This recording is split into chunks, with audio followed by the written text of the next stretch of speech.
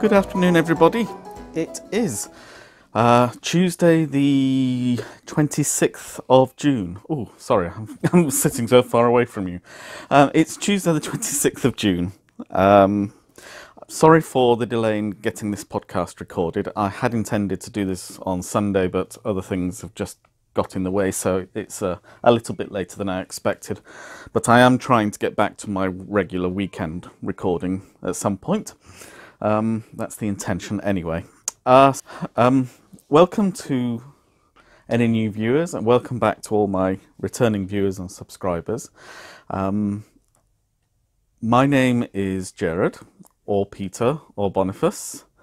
I live in Abingdon-on-Thames in Oxfordshire in the south of England. I am a crocheter and knitter, a weaver, a spinner, sewer, and anything else to do with the fibre arts. I'm sorry if I'm looking quite so relaxed this week. To talk first things first, I have a new chair, and it's a Poang chair from IKEA. Bob and Wendy were going to IKEA in Reading, which is a town probably 15 miles from Abingdon, quite a big town, on the main line to London. And whilst we were walking around, I didn't intend to buy anything. While we were walking around, Wendy said, "Oh, well, you know, you could get a chair," because we were walking through the chair section at the time. And they had these Poangs. They had one on special offer, which the sign said was one on special offer, but they'd actually sold out of those anyway. But I'm not too concerned about that, because I spent a little bit more money than I would have done, but I've actually got quite a nice thick cushion and headrest on this one, so that's quite nice. So it also has a bit of a rock in it, which I really enjoy. I'm turning into my mother, I tell you. So yes, I'm a little bit further away from you than I normally am, but I could sit up in the chair, but then it feels very very formal. So if you don't mind, I shall just sit here rocking away in my little armchair, talking to you about all things fibre, whilst you gaze on my lovely fibre collection behind me. So that's the first thing that I've got this week. So it's a very nice design on the. I bought. They had solid colours, but I thought this white one with the black print on it would actually, it was bold and distinctive without actually being overpowering for the room that I'm in. So it's really nice. It takes up a lot less space than the armchair from the sitting room. I do have to fight with young Toby, because he has taken a real fancy to this armchair, and literally the moment I get out of this chair, he comes and sits in it. And then gets really quite vocal if I say, "Well, come on, move yourself, I need to sit down now." He's just off camera to the side here. Whereas Bunty, who really quite enjoyed... Sorry, Toby is just being Toby. Bunty, who really enjoyed the red sofas, doesn't seem to like sitting on this chair. So there we go. It's just horses for courses, or cats for chairs, I guess, in that respect. The other big furniture acquisition that I got this week is this lovely cupboard behind me, and in fact I will stand up and show you a little bit more in detail. Sorry, I have to stand to the side so I can see what I'm actually showing you. So I got this from Willow's Shake Shop.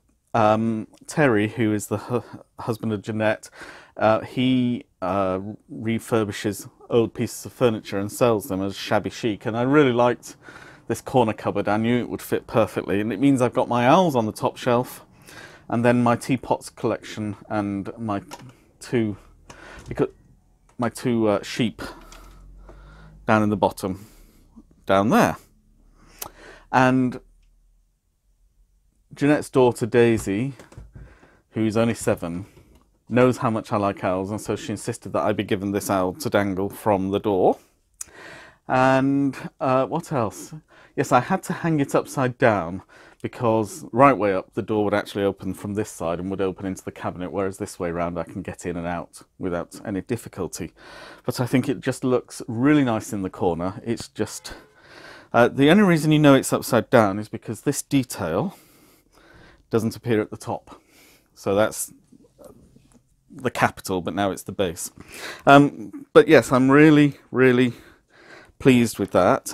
I bought the unit a couple of weeks ago, well, probably a month ago, but because of me not being fit enough to actually put it up, I asked them to hold on to it for a few weeks, and so now I've got it and it's up. So that's that. I do have, and I've sat down now and I need to stand up again, but I do have one other major acquisition this week, which is a knitting machine.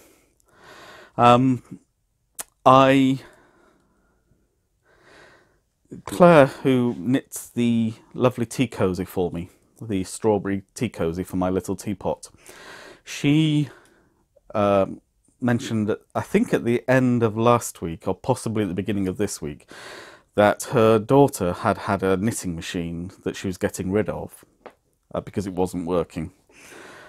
And lots of books, and she said, did I know anybody who'd be interested in the books? And I have a friend who lives in the next building, Lizzie, and she has a knitting machine. She's a very good hand knitter as well, but she has a knitting machine too, and it's quite a nice knitting machine by all accounts. And so I took them to her and she was delighted with them.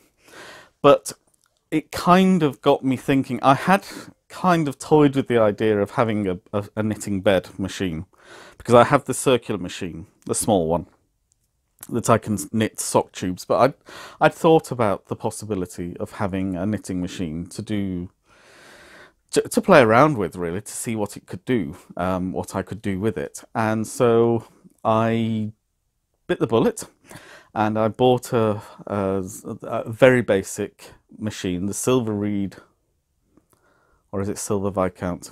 I think it's Silver Reed. It's the LK150, so it's a very basic machine.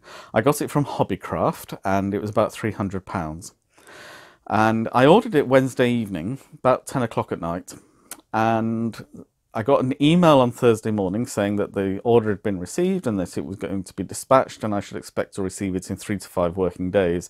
It arrived Friday morning. So, I mean, I can't fault them for the speed of service. Postage was free because of the cost of the item. So, you know, I can thoroughly recommend to any UK listeners, viewers of this podcast, I can thoroughly recommend Hobbycraft for their online service. So I put a short video, about 6 minutes, online at the weekend as a kind of teaser for this episode, and to show you I was working on knitting something, which I will show you shortly. So I'll just stand up again, and if we come round here, I will show you the knitting machine closer up. So, sorry about the very poor camera work on this, but I'll just explain what I was doing in that video and then show you the finished product. So, on a knitting machine like this, the camera work's not going to be the greatest. You have a bed of needles. They're not technically needles, they're actually latch hooks. So I think you can possibly see, if I bring you right down, it's just a latch hook. So you have a stitch on the hook, and you pull the machine will pull the needle forward, which will push the loop back along the needle, and then it pushes the hook back and puts a new piece of thread over the hook here. The loop that's already on, Bunty, leave the tripod alone. The loop that's already on the needle pushes the latch back over, and that then pulls the new loop through the old loop when it pulls back in, and you're left then with the new loop on the latch. So it's a very basic, simple system. It means, of course, that a single bed such as this will only knit stitches, and the wrong side of the work is always looking towards you, so it's pulling the loop through the knitting towards the machine, so that the fabric towards the machine will show the stocking stitch and the fabric away from the machine shows the reverse stocking stitch, or the purl bumps as they're known. So for a single bed machine to do ribbing it's a little bit involved. There are some mock ribbings that are possible, and I've been practicing on a few bits and pieces, though I haven't done any swatches as such. But if you're doing the ribbing for, say, the bottom of a jumper, there are two approaches you can take. One is to actually knit the ribbing by hand on needles and then transfer it, each stitch, to a latch hook. And the alternative, I'll turn the camera back to me while I'm talking to you. Sorry about that. The alternative is to knit the stocking stitch and then drop every other stitch. If you're doing a 1x1 rib, drop every other stitch and then re-latch it. And because you're latching from the wrong side of the fabric, what you're actually doing is creating a purl bump on the right side of the fabric. And so you've got the knit one, purl one fabric. And for short ribbing, like at the bottom of a jumper where you may have 5 or 6 rows of ribbing, that's actually not a terrible thing to have to do. It's quite straightforward, and you know, it's not going to destroy anything. So you intentionally create the run down and then re-latch.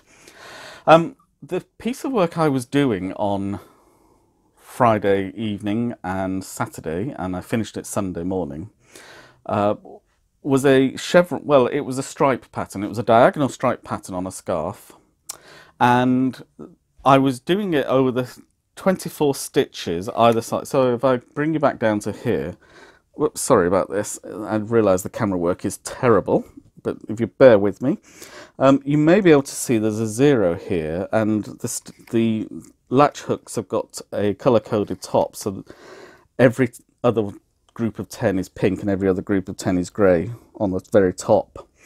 And what I was doing, I had 6 stitches, 2, 4, 5, 6 stitches in work, and when the carriage, which is this thing here, was on the left hand side of the work, I would decrease one of these stitches, and when it was on the right hand side of the work, I would increase by a stitch. So I was basically moving the 6 stitches across the bed in order. And that creates the diagonal stripe going up the scarf. So if I come back to here, and I promise that's the end of the dodgy camera work, I will just sit down again, and there we are, and move the camera back around so it's in front of me but not trapping my leg. There we go. There we are. So I might as well then show you the finished object, which is my finished object for the week anyway, which is the scarf that I knit on the knitting machine. And this is my first piece of work, and it was a very useful exercise in that I learned an awful lot about the process of using the machine, but also about the limitations of the machine and what to do when something goes wrong. So I dropped a few stitches that I then had to pick up. I also finished it off incorrectly 4 times before I finished it off correctly. There are a number of different bind-offs that you can use at the end, and I wasn't quite getting 1 or 2 of them, so it's a trial and error process as much as anything else, and just see what works for you. But the finished object is here. It's a scarf. I just used acrylic yarns on this because it was a test, and they're my cheapest, most expendable wool and yarn for the process. So it took me, I started using it Friday afternoon. It took me until about 8 or 9 o'clock that evening to actually get work out the proper tensioning for both the yarn going up.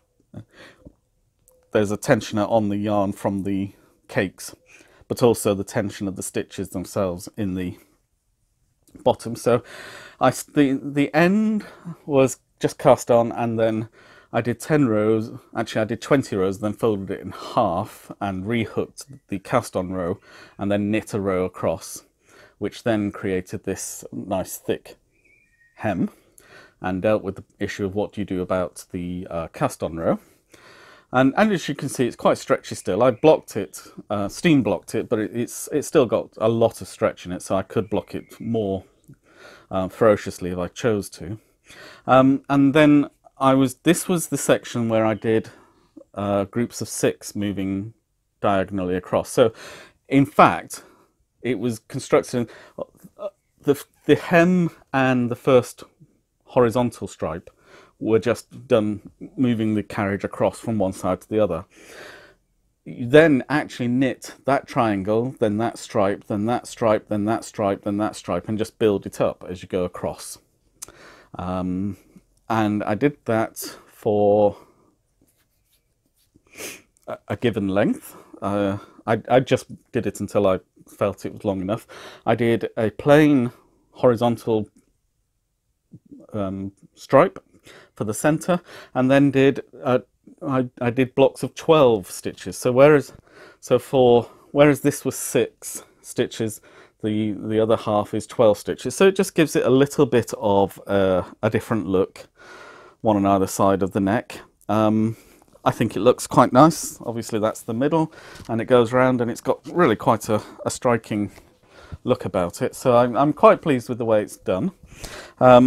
Lots of people have expressed an interest in one of these scarves, so I think I may be making some of these for Christmas. Now that I know what I'm doing with this particular pattern, it won't take as long as this one did. Obviously, the more I use it, the more I will get used to it.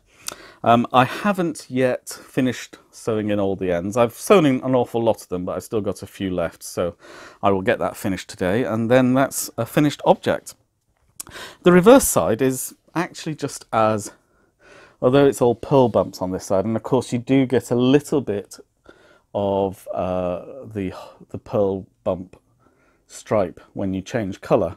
It's a very negligible difference, and so it's almost, it's entirely reversible, to be perfectly honest. Although I think I prefer the knit side to the pearl side, but for those who prefer the pearl side to the knit side, knock yourselves out. You know, if it's your scarf, you wear it how you like, frankly. So that's my major finished object.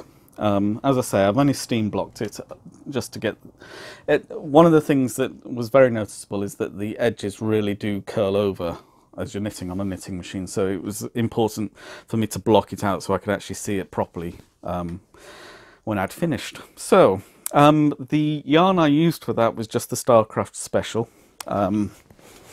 Sorry, the chair seems to have slipped back a little. There we go.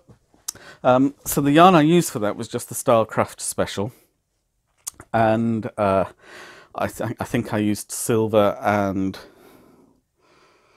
oh, what's the blue one called? The green turquoise one. I can't remember. I can't remember off the top of my head now. I think it's something like Empire. I refer to it as my peacock blue, but I think it was something like Empire is the colourway. I'll double check that and let you know. Anyway, so that was my finished objects. Just to pop in a couple of little edits of things that I know I forgot to mention whilst I was recording. So the video that I did, the 6-minute video of the Knitting Machine Mini, which I'll probably put in at the end of this video again, just for those of you that didn't click on it and if you want to watch it. That 6-minute video was basically me knitting one row across the scarf. So it's quite involved, and the reason I mention it again and why so one of these, it was one of these silver lines are going across that I was actually working on, I think, at the time. And so you can see it's actually quite a long piece of knitting, considering that you're only knitting six stitches for each pass, and then just moving it along and moving it along and moving it along to do the next 6, and so on and so on. That gives you some idea of the complexity that can be involved, and why knitting machines, I feel that knitting machines get a rather negative press from the hand knitters, and there are limits to what it can do, undoubtedly. as there always are with any machine. But I think overall, what it gives you is it takes away some of the drudge, just the sheer time of knitting a row. It can do it in one pass, where you know, to knit 150 stitches, I know from the shawl that I'm making, can take the best part of 20 minutes to get through a single row of 300 stitches. And so it just takes some of that drudgery away. In the same way that a sewing machine makes hand sewing, when you actually do it, that little bit more important, because a sewing machine does an awful lot but won't do everything, and sometimes you need to finish things by hand. But nobody would actually think that a sewing machine shouldn't be used. And a knitting machine, it doesn't stop the item being handmade. There's an awful lot of hand manipulation for the more complicated patterns and the more interesting effects that you can create. There's a lot of hand manipulation goes on, and I hope that came across in the video that I filmed. Just on the finished object front though, you may remember I knit a lovely garter stitch cotton matinee jacket for my great nephew, who's expected just a few weeks now. My youngest niece Eve is expecting a baby, and so I also went into a local shop here in Abingdon and bought some baby clothes. So this is the top to go with the jacket, which I think is very pretty. And as you can see, that's a crocodile, and I think it's got a plain back. So it's a crocodile on the front, but there are, and I think a leopard as well under there. So that's all quite nice, possibly a cheetah. And I got these lovely pants that go with it.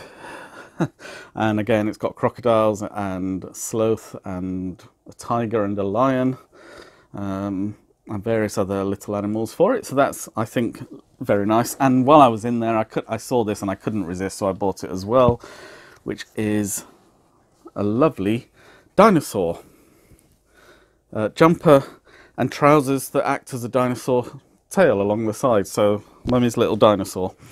So I will be sending, well, probably taking those up to my niece very soon. Oh, I've got a cardigan that I finished. I don't know where I've put that. Oh well, I'll show that next time. No great shakes. I will show that to you next time. I have got another finished object, and I will put a little video in here because I had to talk about this finished object last weekend, because on Monday of last week it was Wendy's birthday, and I'd made this for her birthday. So I'll put a little video in here. So yes, right, I'll be inserting this video into the podcast I film later in the week. It is it's Saturday, so it's the 16th of June. And I'm going to show you what I made, or I'm giving to Wendy for her birthday. Her birthday's on Monday, but we're having a party at her mother's house tomorrow, just a few friends and family going, and I've been invited along, which is very nice. So I thought I would show you, but obviously I will have given them to Wendy by the time I record, so I thought I'd show you in advance, but not until after I've given them to her. So this is a bit timey-wimey for those of you who a bit like me are easily confused. But the first thing I'm giving is this bag. So I have a drawstring bag that I made for myself, which is right next to me here, in fact. So this is my bag. This has my Blood Moon cardigan in it at the moment, so that's my bag.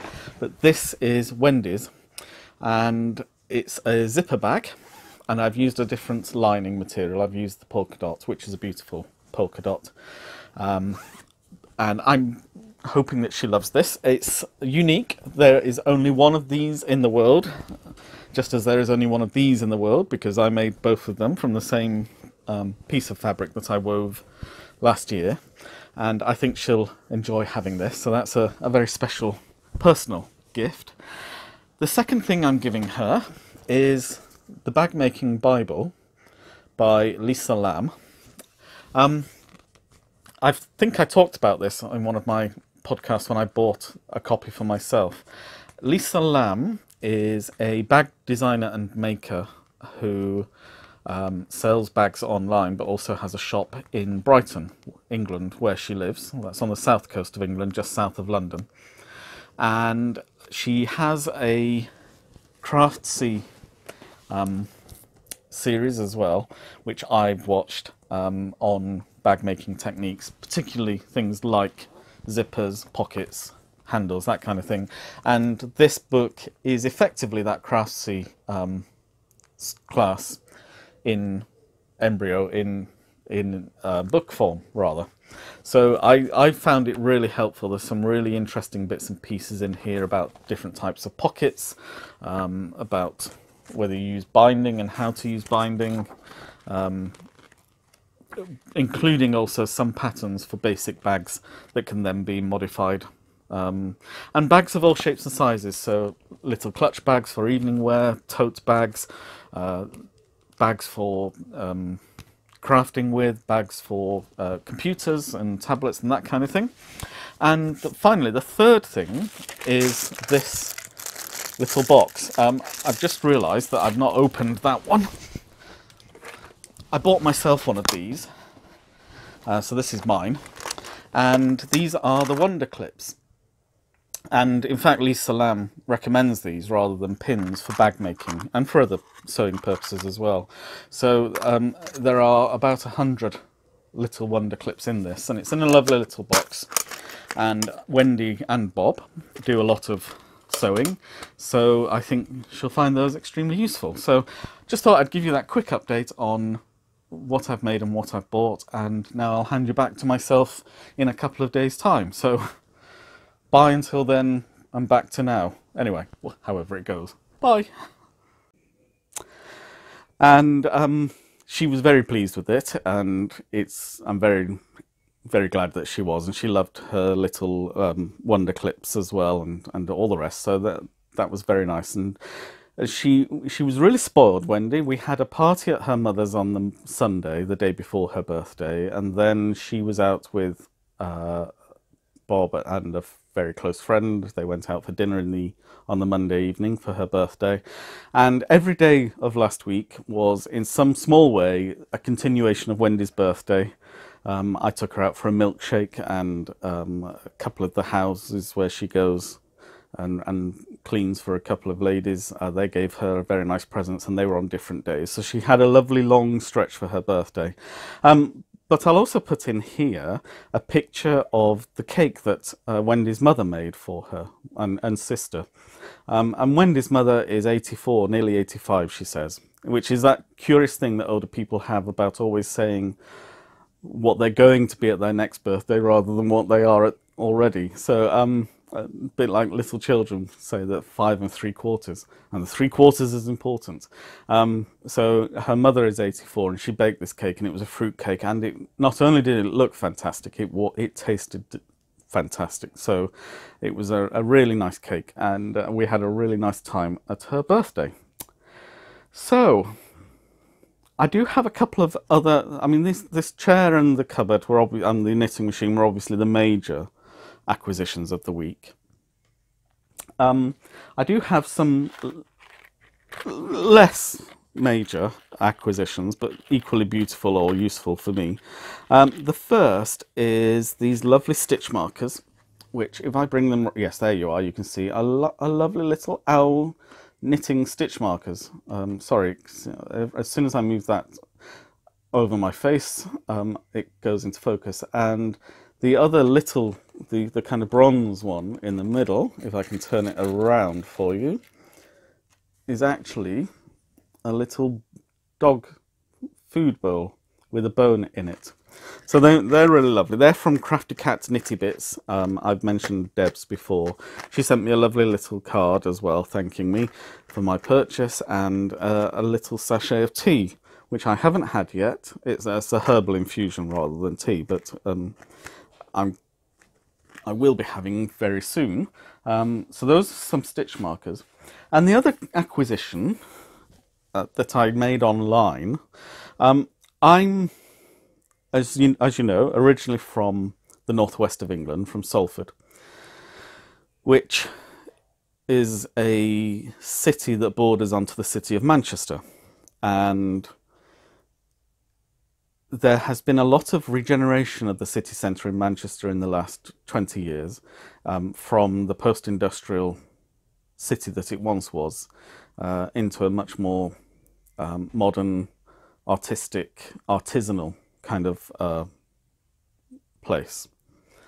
And it's really done a great deal of good. The city council and the local authorities and the central government funds have really provided the boost that the local economy has needed to regenerate itself once the mills and the mines and the coals and the docks had closed.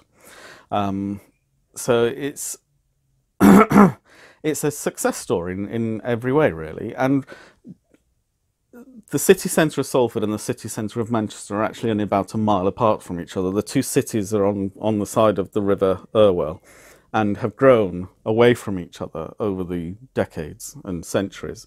But the city centres are less than a mile apart from each other. So it's a curious twin city almost. And for many people today, if you say Salford, they think Manchester, which is, you know, the way it is. It is a different and older city than Manchester, but it's of a similar nature. And in the northern quarter of the city centre, there's lots of artisanal workshops, and one of these is a yarn collective, which is run, the principal dyer and the kind of founding originator of this yarn collective is Countess Ablaze. And I guess the way I would describe her is as a yarn punk. She's quite iconoclastic and in your face and very very bold in her social media posts, but also in her dyeing. And I saw these two yarns, and I thought I like to support local yarns, and she is kind of local because her business is a mile and a half from my mother's house, so in a sense she is local. So this is, let me get my glasses on. Where have I put them, Toby? Have you just knocked them on the floor? Yes, there they are. Nope, they're not. They were. Oh, I moved them over there. Where's my other glasses gone? They're over there as well. Excuse me a second. I shall be back. So I will need my glasses in order to read what's on the back of the label. Right, here we go. Sorry, I'm a bit disorganised this week. So, this is The Gin Made Me Do It. And I can honestly say, my gin is one of my few vices. I say few, but you know, I do love gin. So as soon as I saw the name of this, I was hooked. But the colours in this yarn are just fantastic. Those greens, I mean, it's like a plate of green salad with salsa verde. Such vibrancy in them, and then transitioning into these purples and magentas and pinks with dark splotches of black. I just think this is exquisite. So this is her Lady Persephone sock yarn, and it is a 75% blue-faced Leicester and 25% nylon. It's a 4-ply or fingering weight yarn. So there's 425 meters in it. Now this is her Rebel batch, which means that she has used her standard recipe, as it were, but it's a batch where they've not necessarily been consistently applied. So you're getting the same colouring effect, but the actual look will differ from hank to hank. So this is the first of the two, and the second is this really rather dark, somber affair. This is Psychosocial. Again, it's a 4-ply fingering weight yarn, but it's 100% superwash merino. And I'll just take the label off, and you can see that in these dark browns and blacks, there are pops of rust and gold, which really just are so vibrant. And then the turquoise and the purple. I just think it's such an interesting, dark, mysterious looking hank that I just had to have it. The base is her Tia Merino. As I say, it's 100% 100% superwash merino. I think Tia Merino is meant to be a pun on Tia Maria, which is perfectly fine for me. So it's got that kind of dark richness of a coffee liqueur running through it, but with these splashes of colour every so often that just are unexpected and incredibly vibrant against that dark matte background. So there we are. So that's my two hanks of yarn for making something. I mean, yes, they're both sock weight yarns. I wouldn't have thought the 100% merino probably should be made into socks. I think that probably is a shawl, or perhaps, well, there are a couple of other things I've got in my mind, but I think probably it will be a shawl in the end. Whereas the Lady Persephone is a sock yarn. It's 25% nylon, as I say, but it's also a blue-faced Leicester, which is quite strong. So I think a pair of socks like that would certainly be very striking. Right, so just a couple more acquisitions. I bought this chair in IKEA, and as we're walking through the final part, which is always the most tempting part of IKEA rather than the furniture. I mean, I didn't go in thinking I need to get a chair, but fortunately Wendy did say, oh, well, while we're here, you need to get a chair. And she was absolutely right, and I've got a lovely chair as a result, and it's very comfortable, and I really enjoy sitting in it. But one of the areas is the fabric area. And I bought some fabric, and I bought some fabric that was incredibly cheap. So this is a plastic coated fabric, which will be ideal for things, as Wendy said, for example, makeup bags, which can be wiped clean. But frankly, almost any kind of bag, and it will certainly be hard wearing. This was originally £10 a metre and was on sale in the Reading branch of IKEA for £2.50 a metre. So I bought a couple of metres of that because it's just, I mean, I just love the pattern anyway, but it's such a bargain. Whilst there, I also saw, I'll show the coloured one first, two rather striking large prints, and these are 100% cotton. And I mean, isn't that just incredible? I love it's not quite geometric shapes because it's more freehand than that, but it has that feel of well, I guess what it actually reminds me of in some ways is also the Mondrian paintings, the blocks of colour separated by the black lines, and that isn't what this is, but it has that feel about it.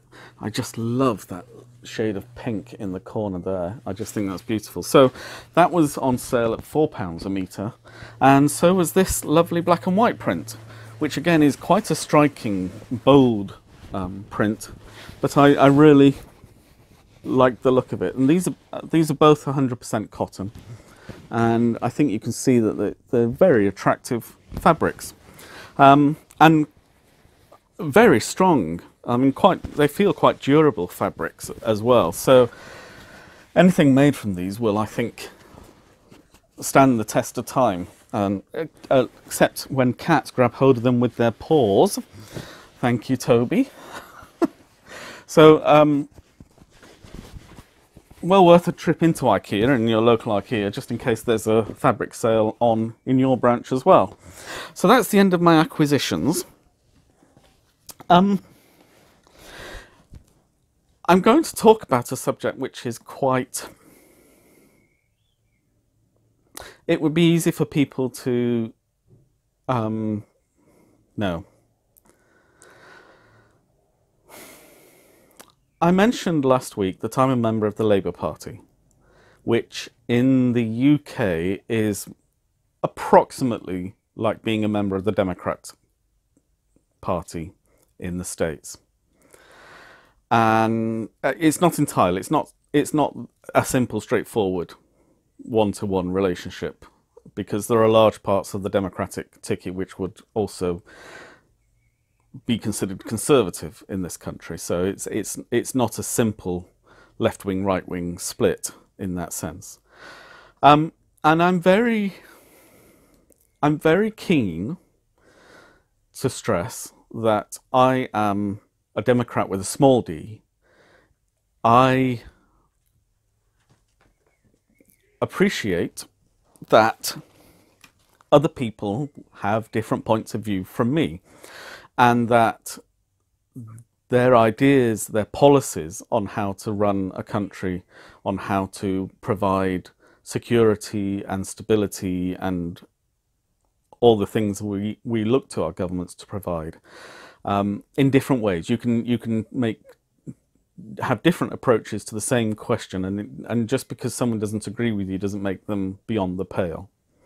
And this is an attitude I know that, I mean, in British politics, it's stretched thin. In American politics at the moment, it appears to be almost non-existent between the two major parties.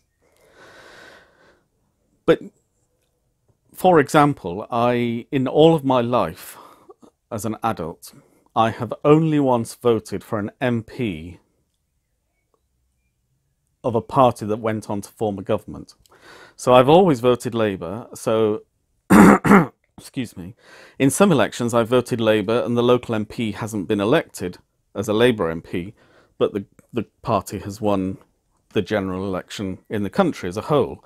But only on one occasion have I voted in a constituency for a Member of Parliament who won the seat at the same time that the party won the general election.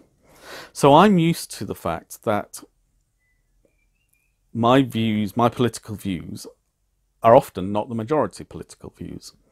It doesn't make them right and it doesn't make them wrong because of that. It gives me an appreciation that other people have equally strong and sincerely held views that are different from mine. What I've taken objection to in the last few weeks, and I do take objection to this, is politicians who don't stand behind their own policies on the merit of the policy, but do so in some half-lame, half-hearted attempt to bring God and the Bible into it. I'm referring specifically, and Americans will be aware of this, but maybe people from other countries won't be. I'm referring specifically to the Attorney General, Jeff Sessions, the former senator from Alabama, who quoted St. Paul's letter to the Romans in defense of the government's policy of separating children from their parents at points of entry into the United States if the parents were entering the country illegally because the parents had committed an offence. And as I say, I mean, I don't agree with the policy, but I can understand that for those who do agree with the policy, this is a legitimate end, which is to control immigration, and it's a legal process which, well, it is a legal process, and therefore it isn't socially unacceptable. My disquiet and discomfort with this is using scripture to bolster an argument. And I think what might help is if I just read the verse that the Attorney General was quoting. So this is chapter 13 of St. Paul's letter to the Romans, chapter 13, verse 1. Let every person be subject to the governing authorities, for there is no authority except from God, and those that exist have been instituted by God.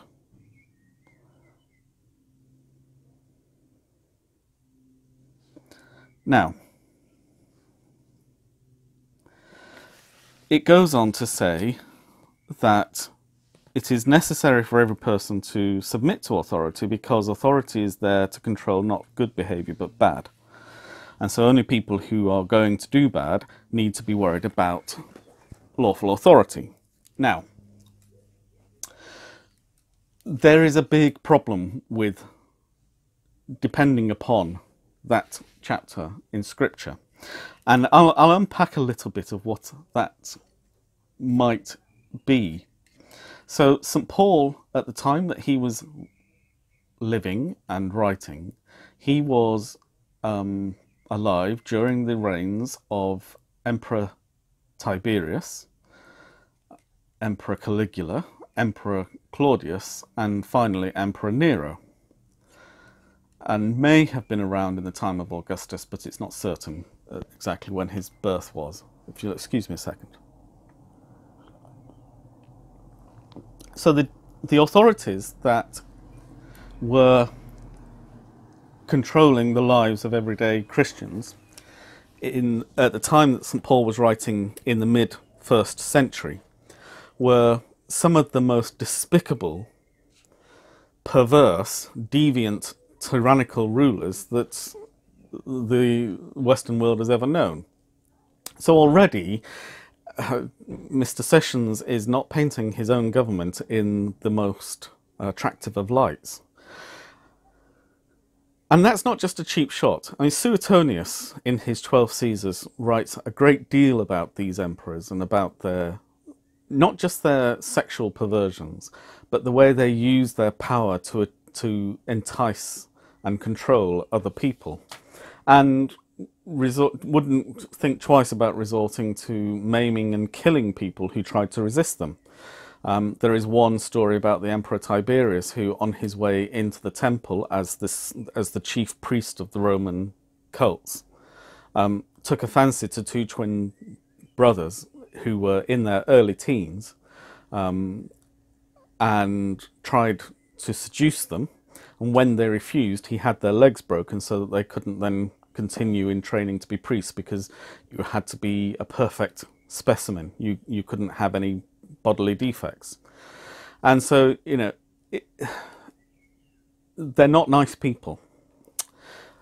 They could not be further away from the forms of democratic governance that we ourselves today enjoy living under. And I think this is the other important thing about this quotation. This is a statement by Paul to Christians, not to the rulers of Christians. So what he's actually doing is saying, where he goes on in here, if you'll pardon me a second, he goes on in here to say that do what is good and you will receive his approval, for he is God's servant for your good. So you do as the tyrant says, because the tyrant is the instrument by which God does good in the world. Well, St. Paul and St. Peter were executed by or under the reign of the Emperor Nero. And this coming Friday, the 29th of June, is actually a feast of their martyrdom. And they are considered to be two of the great saints of the Catholic Church because they were martyred for their faith, as much as because of their role in spreading the faith as apostles. And at the end of the 1st century, there was a bishop of Antioch named Ignatius, who was arraigned before the Emperor Trajan in person. So the Emperor Trajan was out in the provinces of Syria, and he had Domitian before him, and then Trajan had maintained a decree saying that all officials in the empire had to sacrifice to the Roman gods. And sacrificing to the Roman gods was not just about presenting an animal for sacrifice, but also eating that sacrifice after it had been sacrificed. So it was the consummation of the sacrifice was part of the ritual.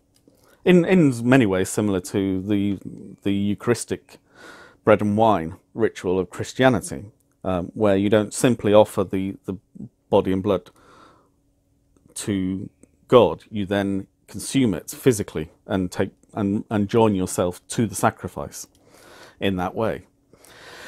And Ignatius, being a good Christian, and Bishop of Antioch, had come to the emperor's notice because he was refusing to participate in the Roman rites. And he was tried in person, which was unusual in itself, by Trajan, and refused to take part in the worship of demons, as he called them, the Roman gods. And for this, Trajan had him chained and sent back to Rome to be put into the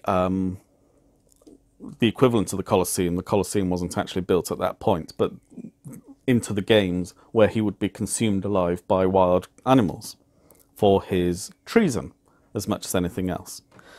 And Ignatius, we know so much about this because Ignatius wrote a series of letters to the different churches of Asia Minor, which is now modern-day Turkey and Greece, and to Rome itself, to Polycarp.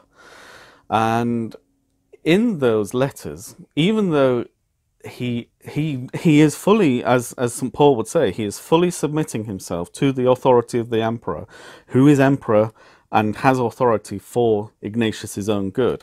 Now, that good is that Ignatius does ultimately end up being sacrificed, thrown to the wild animals in the Colosseum equivalent, in Rome, in public, and is torn to shreds. And he makes it clear at various points on his journey to Rome, to the local Christian churches, not to petition for his release, that what is happening to him is for his good and for the good of the church. I mean, another way of viewing that, of course, is that it's fairly fanatical to willingly embrace a bloody death such as he was going to face. But whatever the psychological impulses that were going on, Ignatius was fully accepting Paul's dictum that one submits to the lawful authority for one's own good. Even at the human level, the good that is actually happening is death, and by the most excruciatingly painful and bloody form imaginable. So my point to the Attorney General would be, just be careful who you are comparing yourself to, because if you put yourselves into the same frame as Trajan, Nero, Tiberius, Caesar, whoever, that's not a happy place to be. Interestingly, St. Paul does refer to the way in which Christian governments should govern. I mean, not in the sense of, because there weren't any, talking about actual independent nation states with governments and parliaments and all that kind of palaver. But he considers the question of how a man whom he considers to be the head of the family should raise his family. And in some ways is echoing the words of Jesus. Jesus's big complaint against this Pharisees was that they tie up burdens for men's backs and then lift not a finger to help them carry them. And by which he meant that they have all these rules and regulations about how to eat and how to live and how to prepare food and how to bury the dead and how to dress yourself in the morning and all that kind of thing. And said that, you know, if you want to be a good Jew, then you have to do all of these things. So tying up these burdens for men's backs. but not actually helping them on their to carry those burdens. And St. Paul says that for him the man is the head of the family, but it's important that he is not capricious in his authority, that he doesn't test his children's patience and endurance, that he be a kind and loving and generous father as the Father in heaven is kind and generous and loving, and only test his children as far as they can be tested. And so extrapolating that to mean the father of the nation, in the American case the president, in the British case the prime minister more than the monarch. In days of yore it would have been the monarch, but now the political power rests with the prime minister rather than the queen. This has to be an exercise of authority which doesn't wound, which doesn't injure those under the authority. It can't be tyrannical, it can't be cruel and capricious, changing its mind every 2 weeks as political whim dictates. And I think for those who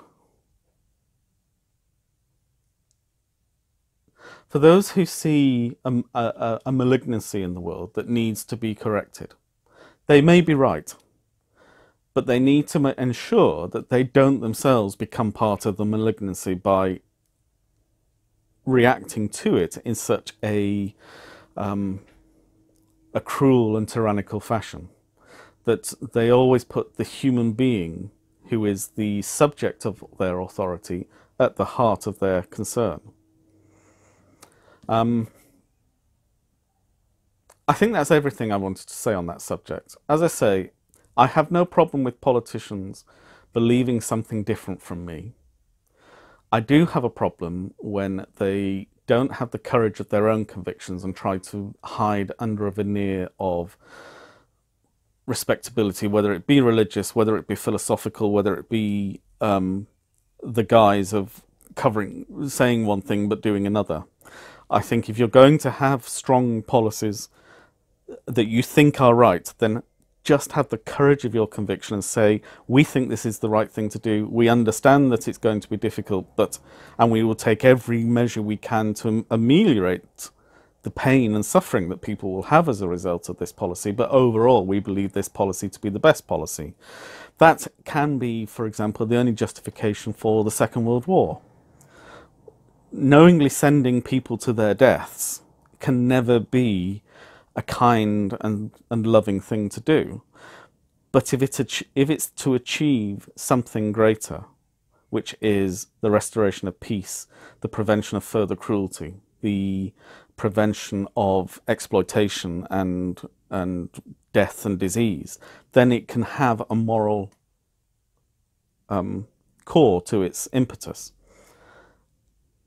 So I would just say, always be wary of politicians who try to hide behind an institution, behind an idea, behind God, behind anything.